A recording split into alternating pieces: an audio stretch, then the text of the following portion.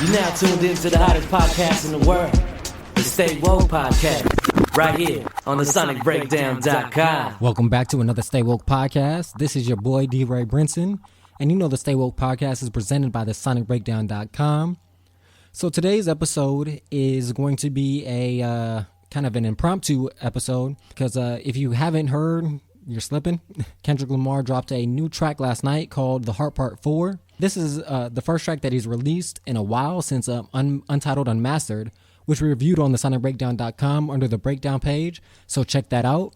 The Heart Part series by Kendrick is something that I've heard from him for a while. He did parts 1 through 3 a long time ago, and then he just released part 4. That they kind of coincide together, and it has a consistent feel of, true emotions emitting out through the songs. I would say about 2 or 3 weeks ago, I had a conversation with DJ William West. You've heard him on the podcast, and one of his friends, and we were just talking about this series, and I told them that when I first heard the Hearts 1 through 3, it made sense, the type of music that he was producing after it. And what I mean by that is, like, when I heard To Pimp a Butterfly, I was kind of surprised, but not surprised. What I mean by that conflicting statement is that I was surprised because I didn't expect him to come out with that type of sound, that type of album. But when you listen to the album, it does make sense. And when you think about it, because he's made that type of music, or he's kind of hinted toward that sound and that feel, very jazz inspired sound. He put more funk into the To Pimp a Butterfly album, but he had that kind of sound, that kind of feel, that this expression for a while.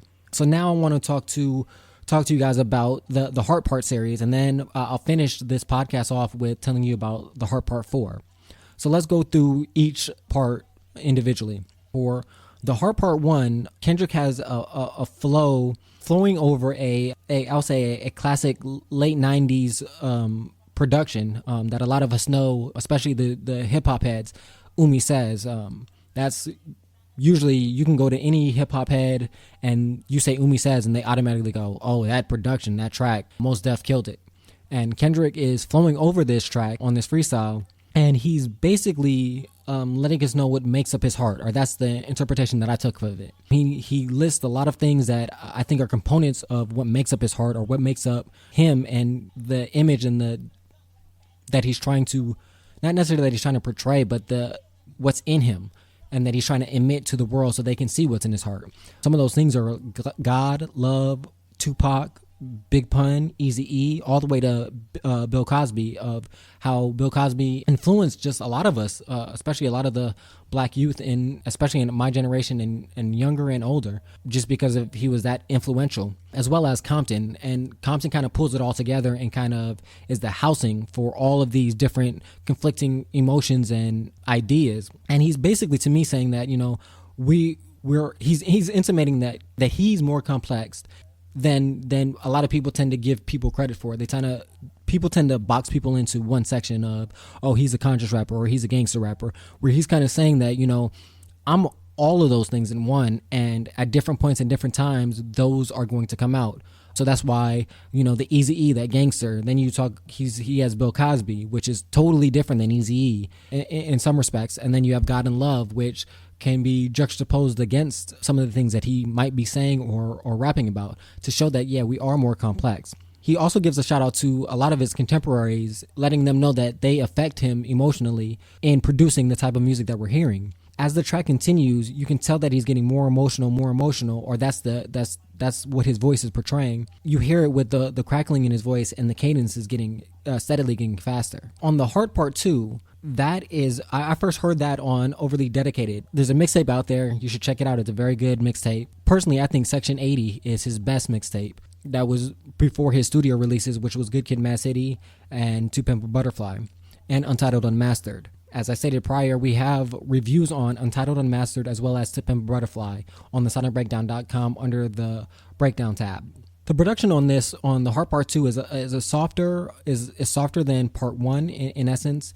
And to me, if we want to continue with the heart analogy, this track is more of the actual heartbeat itself. There's a layer in the production where there's woman or a female voice being harmonized over softer drums and cymbals or snares. I'm not quite sure if it's a cymbal or snares, but it has that kind of sound that completes it all. The first voice that you hear on that track is actually a New York artist called Dash No, who is deceased. He overdosed, but he was a very influential artist at that time. And he's asked the question, what keeps you alive? Basically, he says, Marlboros, water, and then he has to think about it, and then he really realizes that music, which he says, he quotes, is music by far is the main thing. And then Kendrick goes in. So it's letting us know that, music is what drives him. And that's why I say is this song kind of represents that beat, because that heartbeat is what keeps the movement going.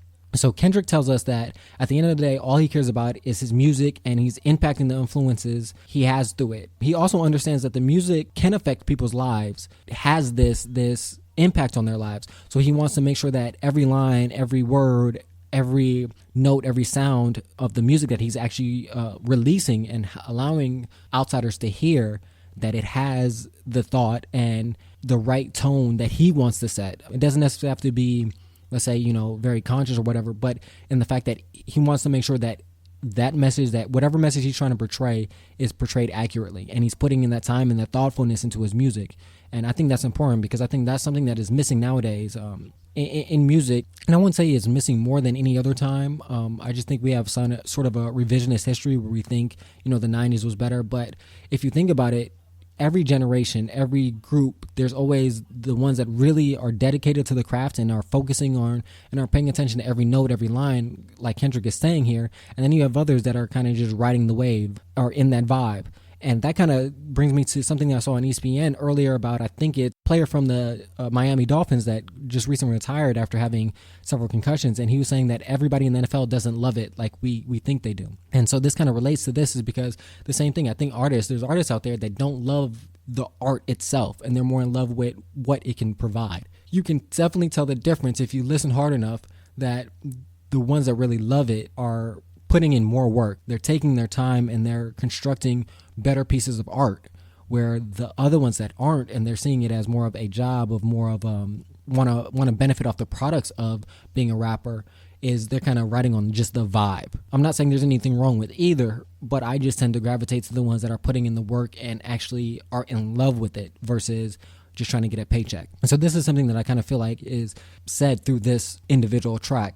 One of the other things that I do want to bring up about this particular, about the Heart Part 2, Kendrick also is using this as a platform to express these true emotions, and that's very well heard throughout the Heart Part 2.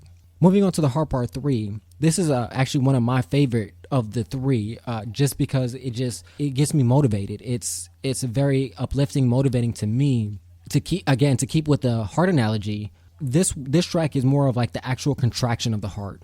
Because what I mean by that is that it's very forceful. It's forceful with a purpose. The beginning of the track, there's a wind or like a whooshing sound. To me, that's kind of like the blood filling the chamber, getting ready to be contracted to be pushed through the rest of the body. The production has a soulful flute that really floats over the production, and really it's a nice sound, but it's piercing in the fact that it definitely draws your attention to it. And then you have the drums that ground it, as well as snappings that kind of mix it all together to give it a more poetry-is type vibe. And then Kendrick comes through on it with a gravelly hint in his voice. So that kind of gives you a nice juxtaposition and dynamics to give you a more interesting listen. What he actually is talking about in this track is he's speaking to the pressures of living up to legends like Pac and maintaining the balance of confidence and humility, wanting to be the light in the darkness to others, and using the via the vehicle of music to do that by. He mentions the album is Dark and Hell is Hot and how it helped him in the beginning of rap, because like I say all the time about the things that I gravitate to music is the storytelling, and DMX to me is one of those underrated storytellers, and his Dark and Hell is Hot is very evident of that storytelling ability that he had. And you can see that influence in Kendrick because he tells a lot of stories and he's very efficient in how he's telling these stories, and he keeps it interesting. I mean, Good Kid, Mad City is basically a movie. All great movies are stories at the end of the day, and to me, he did a very good job on that, as well as To Pimp a Butterfly. It's a story is broken down, executed in a different manner. Again, this shows that, that was like an album that kind of helped in that regard, and I'm sure there's many more, but that resonated with me because I thought It's Dark and Hell is Hot was an amazing album that I don't quite think it gets it's just. Kendrick also pays homage to J-Rock for paving the way for him and helping him navigate the industry and avoiding some of the pitfalls. If you don't know, J-Rock was originally the first one to be signed. He had a lot of trials and tribulations as he was going through after being signed, and Kendrick, Absol, and Schoolboy Q were there the whole time, and so they kind of saw those pitfalls that he faced and were helping him navigate through it, which allowed Kendrick to avoid those pitfalls when he got signed. And I think allowed him to be King Kendrick that we see now because he didn't have to go through those pitfalls. I think it's just nice that he paid that homage to J-Rock and appreciations for learning from his mistakes. And I'm not saying that J-Rock made the mistakes, but if you don't know, you're just trying to navigate in the darkness with no light. And that's kind of how they did it. But now they have some light, and so they know what to do. He also talks about other members of the Black Hippies, such as Absol and Schoolboy Q. He talks about how they've been grinding for a long time. All of them, like I said, J-Rock grinding, being the first one signed, and it didn't really pop like they thought it would be. Absol almost losing the record store, or his mother's record store, which, is important. You got to make a living, and you care about your family, as well as Schoolboy Q being to the point where he was sleeping on people's couches. Showing that, that everything wasn't roses and everything wasn't great. He just didn't start rapping and making this money. He had to grind and fight. And there's points, I'm sure, that he was like, is this really worth it? Am I going to make it? Because everything's uncertain. And he just stuck with it. And he showed that dedication and consistency that got him to the point where he is today. And so that's why, another reason why I say this track is very motivating to me is because with most things in life, it takes patience, dedication, and consistency to get what you want, as well as sacrifice. And sometimes you have to find and understand, are the sacrifices you're making it worth it, without knowing that anything will happen. Example in point is me doing this podcast, me doing the podcast and the website. When I started it, I had no idea that it would ever be anything, and I still don't know have any idea if it will ever be something major, make me money, those things. Like, you don't know, but I still do it because that's how much I care and love for it. It's not easy. It takes a lot of time out of your day. It takes a lot of time of doing things you would want to do. Going out with your friends. You got to edit the podcast. That is something that I could relate to.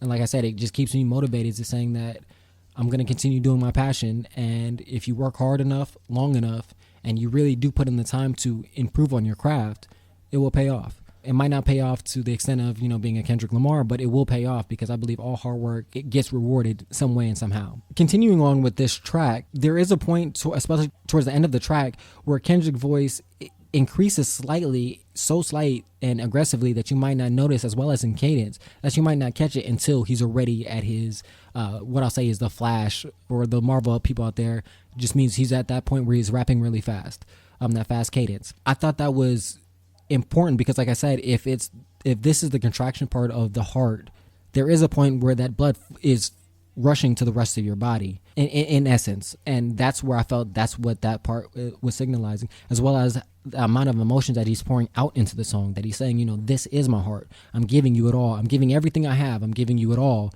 in this track, in this song. I also like the fact that how he incorporated J-Rock and Absol into this track. It's a smooth pass that he passes it off to Absol, then Absol passes it back. If you haven't seen, there was a play on ESPN recently where it was just all passes, no dribbles. It kind of felt like that, where it's like a pass to you, pass back to me, and it was so effortless and so flawless, and the flow went so well together that it was just amazing. And then, so it goes Absol, Kendrick, or it goes Kendrick, Absol, Absol back to Kendrick, Kendrick handoff to J-Rock, and then J-Rock has a couple of bars, and then he gives a nice alley-oop to Kendrick to finish it off for the dunk. Like I said, this emotion of the heart is kind of wrapped up with this part 3. And that came out for a while. I'm not quite sure on the dates. I know it's been at least 3 or 4 years since the Heart Part 3. And so I never expected that we'd get a Heart Part 4. I thought, the third one was the finish, especially the way that he wraps up in the conclusion of it. And then, as of last night, he gave us another one. He gave us the Heart Part 4. I really enjoyed this track. I thought it was great. That's why I did an emergency podcast to get this out to you guys, so that you can hear how I felt about it, and then let me know how you feel about it, and let me know what you think about the previous parts 1, part 2, and 3. In the Heart Part 4, the production starts with a distorted police siren. followed by a deep bass line with some great vocals that give a kind of a moody kind of laid back vibe I also tend to gravitate to. Kendrick's first line is very poignant. It's a poignant reminder of the state that society is in, but it has a piercing truth in it as well. And that line is, "Don't tell a lie on me, I won't tell the truth about you."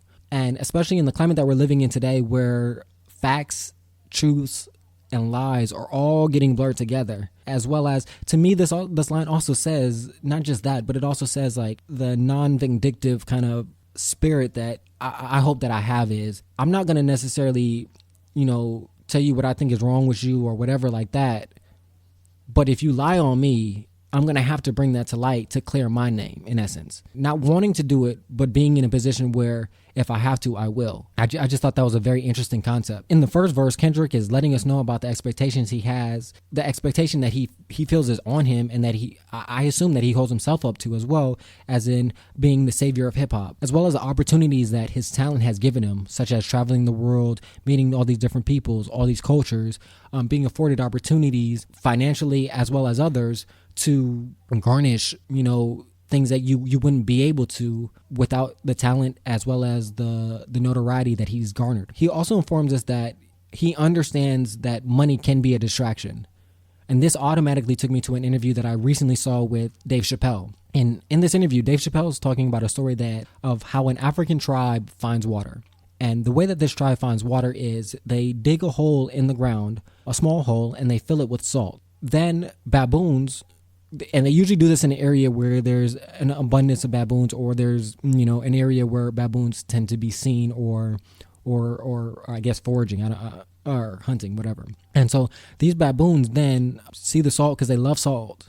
They'll stick their hands into the hole to get the salt. Once they grab the salt, because the salt then causes their hands to swell up, and then they're stuck because they can't get their hand out because their hand is so swollen. Normal person, again, baboons aren't people, but a normal person in that situation would just let go of the salt to release their hand. You can call it greed, you can call it stupidity, you can call it ignorance, whatever you want to call it. The baboon doesn't let the salt go.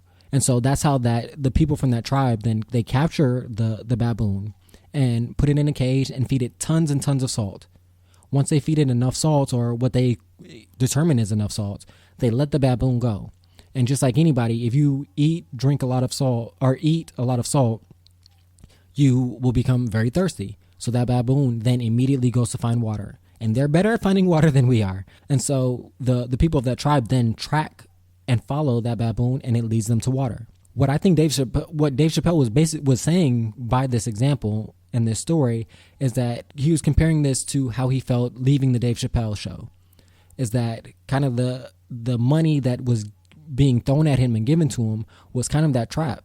And he had to realize he needed to let go of the money so he wouldn't be trapped, and that he could live the life that he wanted to versus being trapped in trying to get this money and being controlled by the people that are giving it to him. So I just thought that, and I think that's the same feeling that Kendrick is intimating, is that I understand that I've reached this platform, and I understand that I can reap the rewards of it, but at the same time I need to be cognizant of it and understand how I don't allow it to then gain the control over me. That was another area of the track that I felt was, very, it again resonated with me of not getting trapped into those pitfalls that people easily get trapped into.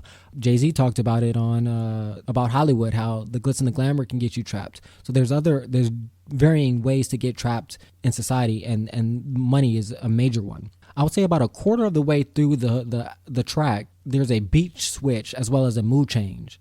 And it goes to a more classic golden age of hip hop sound. Kendrick becomes more aggressive and forceful, and he begins to talk about a rapper that he doesn't mention by name. I can't quite definitively say who it is or what it's about. And then after that, the beat switches again to even more stripped down production, where it's mostly just like a really heavy bass line.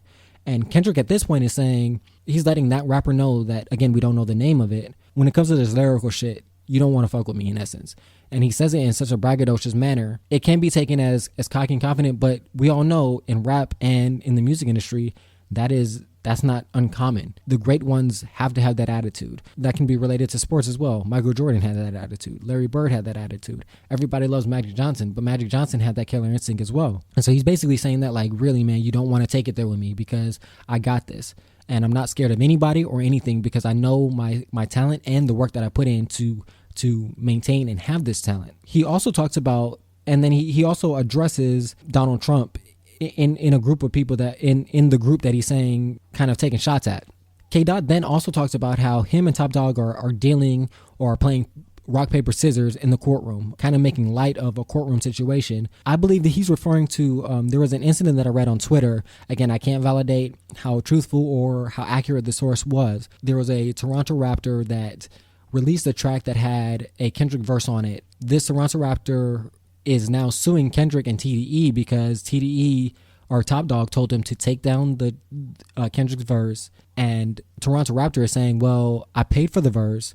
I have a contract saying that I can release the verse, and I already released it. So I'm not sure how that worked out, but that's what I believe that he's referring to when he's talking about the court case. Again, I can't validate or deny that, but just based on what I've read, that's what it seems like it might be. But again, who knows if we'll ever get the details of that to be specific. But anyways, he brushes that off, like I said, with the rock, paper, scissors, him and Top Dog line. One of the lines towards the end of the track that really stuck with me when Kendrick says, so many verses I never run out. And the reason why it stuck with me is because, like I said, is there's rappers that we've seen that were hot for a very long time and then they kind of fall off. It can be from anything from family situations to just not putting in the work. They get complacent and they stop doing their lyrical exercises. They just kind of ride on the coattails of the music that they're already given. And this kind of gives an indication that he's not going to be doing that, as well as the fact that adds to that idea that I just mentioned is he's saying these lines and it sounds like he's ripping paper out the book and saying, no, that's not good. So he's always critiquing himself to make sure that he's giving you and he's pushing himself to give us the best product that we can have, the best music. So I thought that was very interesting, as well as we'll see if he holds up to that claim of that he won't run out of verses and that he won't get complacent in essence. And then the very last line of that track, he references and indicates that we have until April 7th to get our shit together. And that's to other rappers. And it gives indication that he's going to be coming out with the album on April 7th, which would be pretty amazing since the fact that there was no promotion, no indication that even Kendrick was going to have an album this year. Kind of feels like that kind of Beyonce where there was really no promotion and then you just put it out there and it's like, and if anybody in the rap game is able to do this, I would say it's Kendrick at this point. So we'll see if he does release an album on April 7th. And then the added component that makes it even more interesting is that on that same date, on the same day of April 7th, Joey Badass is releasing his track, All American Badass, I believe is with 3 Ks as in America, on that same day. So that might be, like I said, that might be how I felt about when J. Cole, Childish Gambino, and Kid Cudi all dropped their albums either. I think Kendrick and Kid Cudi were on the same day, and Childish Gambino was a week before it, which was just a great week to 2 weeks of music. Hopefully, that's what we'll get on next Friday. So we'll see if he runs out of verses. We'll see how well that album is, and we'll see how Joey's is. So leave us comments. Let us know what you think about the Heart series, Heart 1 through 3, as well as the new one that just dropped, Part 4. You can find the Heart series. I found them on SoundCloud. I know you can find them on YouTube. And the Heart Part 4 is basically everywhere. You can find it on SoundCloud, iTunes Music, Tidal. So thank you again for listening to another Stay Woke podcast. This is your boy D-Ray Brinson giving you what I'll call is an emergency podcast because I felt like it needed to be done. Also check out the review that I wrote specifically of the Heart Part 4 on TheSonicBreakdown.com under the breakdown page. Thanks again for listening. You know our motto, live, listen to some great music, and above all, love more. We're out.